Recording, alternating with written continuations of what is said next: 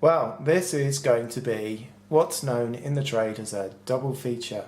Welcome to Homebrew Wednesday, everyone.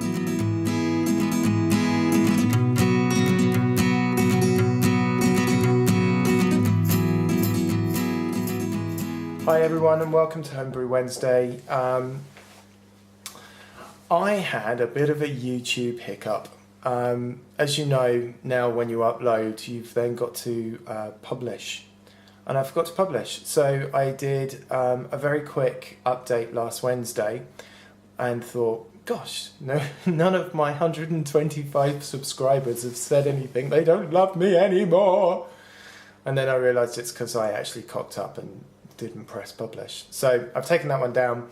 I'm going to do a double feature. It's actually Monday the 7th of the 7th. And I've got two things to talk about. So let's do thing number one. So last week's Homebrew Wednesday was a little bit in response to a comment that I got on my YouTube. So John Harris, I'm naming you. What's your opinion on tin can brewing, kit and kilo? Have you done them in the past? Were you satisfied with the results? And personally, I think they taste like crap, and all grain is superior and tastes like a store-bought beer. And in answer to your other question, no, I don't wear the tights before I use them to strain out my stuff. Anyway, so I've moved the camera away a little bit. In answer to your question, I find it 6 of one and half dozen of the other, I think, is to say that I think that because I haven't quite got my brewing to a standard that it should be at with all grain, I think I'm good at it. I don't think I'm bad. Everybody that's drunk it says, yeah, that's really cool. But I think there's a lot of work that I need to do. I think that most definitely there is a place for kit and kilo. A big place for kit and kilo. So what I thought I'd do is a bit of a side-by-side here. So this one that I'm pouring out here is called the Root Citra 6. It's actually a semi, it's not a full kit and kilo. This was a bit of an extract. So you use 2 lots of malt extract, and then you sort of make a hop tea more than just kit and kilo, and then you put it all together and you brew it. This makes a great wheat beer. I mean, it's fantastic. I got this from Brew UK. I can't recommend it enough, particularly if you don't have enough kit to do brewing and to do your boils. So a 23 litre boil, you need some kit to be able to do that. Now, this has the most amazing hop flavour. It tastes like a wheat beer. I find it amazing.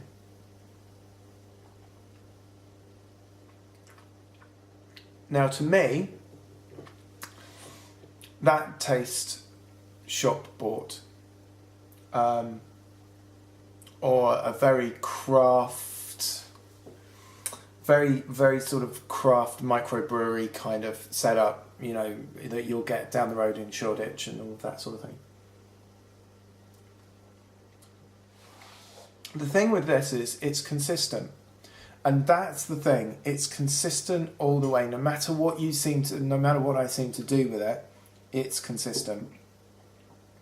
I know there's talk about, you should taste bananas in your beer and all of that sort of thing in your wheat beers, which I don't quite get. Is there a tang to it? Some people talk about a sort of a kit and kilo tang. Maybe a little bit. I wouldn't say yes, huge amounts. It doesn't have a huge ABV, which is good. So this is the other one. I'm double fisting tonight, boys. And that's not been said about me in a long time. This is I Lean When I Fall. And this was made for the brewery. This was made for a barbecue a couple of weeks ago. And it was supposed to be a Blue Moon clone. It's all grain. Let's hide behind the thing so it'll focus on it. It's got a great colour. It's certainly not entirely clear. The thing I find with this is that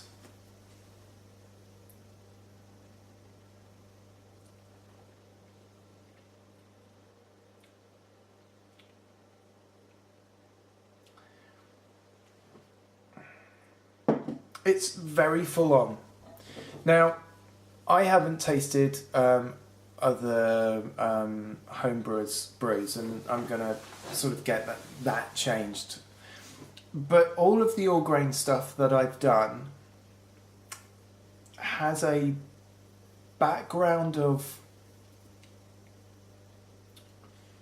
I keep calling it licorice. It's the only thing I can think of that to sort of describe it, or currently sort of describe it.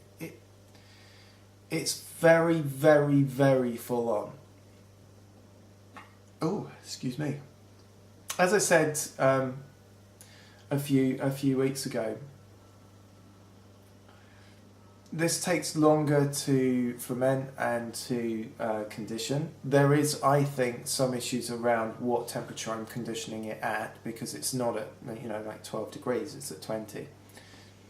But it's not a bad beer. But my ABVs are up again. They're up at sort of 5.8. This one was 5.8.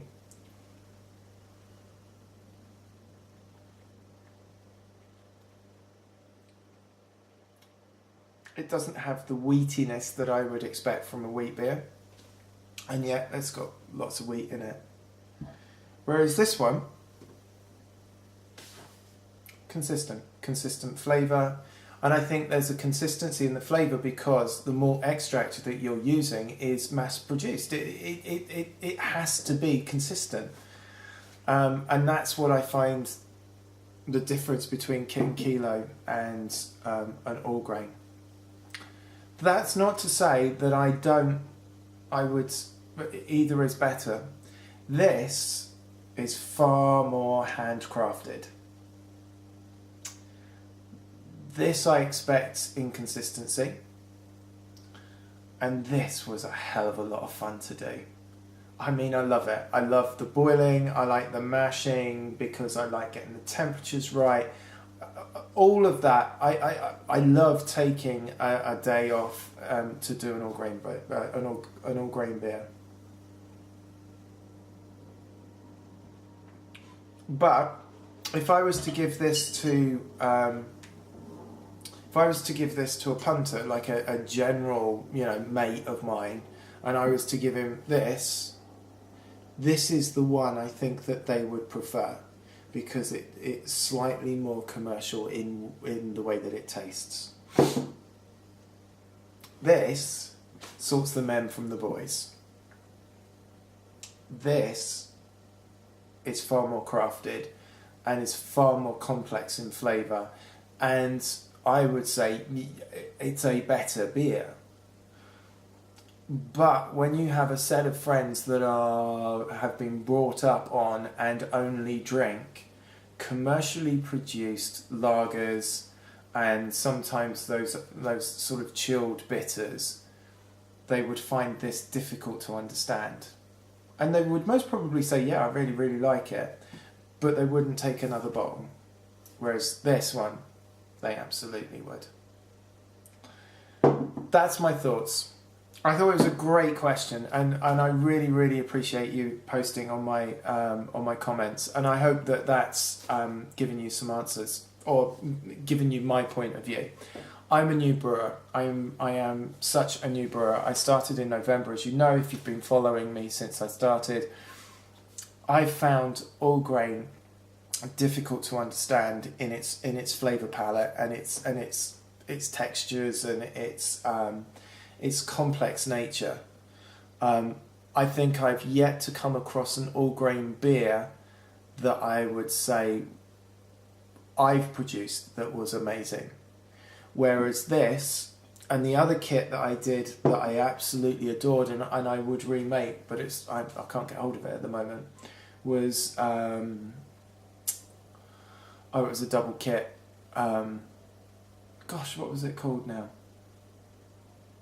Oh, Crusader. It was the Crusader. That was a fantastic beer. This is great, but I think it talks to a more niche market. So it depends on what you're doing with your beer. If you've got great ale lovers who understand the idea of craft beers, who are not sort of lager philistines, then yeah, all grain is amazing. If you want to kick out really easy, don't need to worry about it beers, Kit and Killo's the way to go. I do a mixture of both.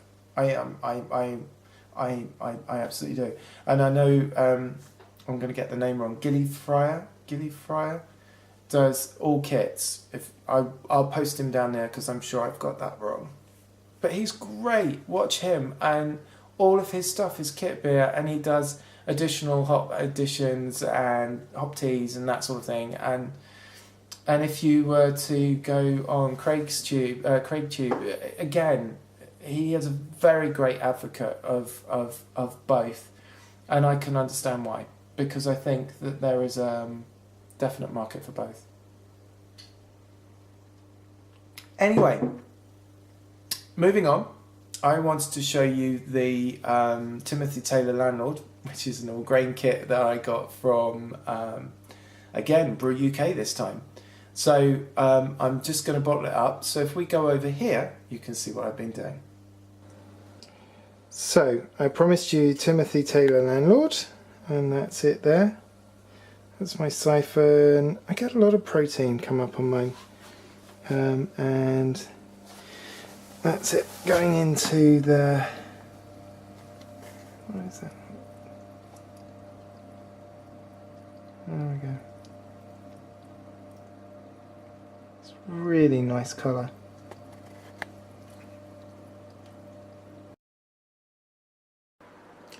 So there we go, my little brew tubers. I think it's about 18 litres of Timothy Taylor, all bottled. I'm just going to cap it. Okay, so that's the Timothy Taylor all bottled. There's no plans to do another brew just yet. So we have the Kent Reminiscing 2, Rem 2, which is just conditioning now. The Timothy Taylor should be about a month before that's ready to go. So I suppose all that's left is just to wish you an incredibly impressive brewing week. We're at Wednesday now, so by Friday I expect you all to be incredibly drunk. Have a great week, and I'll see you next week. Good night.